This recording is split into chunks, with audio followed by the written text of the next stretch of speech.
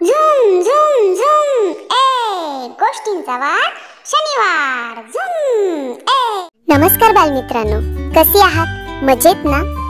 तुम्हाला जर आमच्या कथा आवडत असतील तर आमच्या चॅनलला लाईक करा, सबस्क्राइब करा, बेल आयकॉनला प्रेस करा आणि या कथा तुमच्या मित्रांना शेअर करा। चला तर मग पाहूया आजची कथा।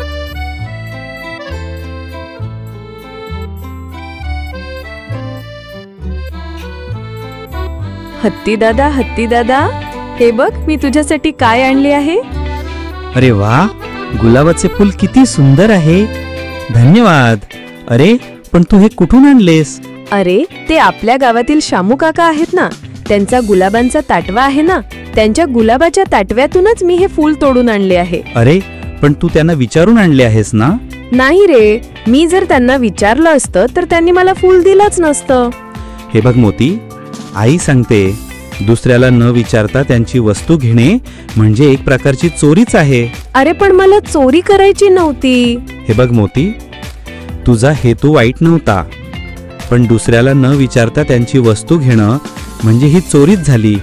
अरे मी जर त्यांना विचारलं असतं तर त्यांनी मला फूल दिलंच नसतं। हे बघ मोती, एखाद्याची वस्तू आपण त्यांना विचारूनच घ्यायची असते। आपण विचारलं तर ते त्या आपल्याला नक्की देतात।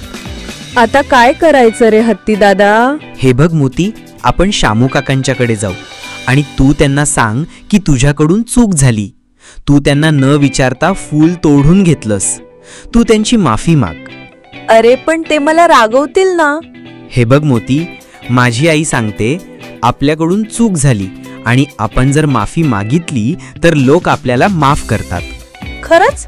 शामू काका मला माफ करतील? हो, मला खात्री आहे ते तुला नक्की माफ करतील।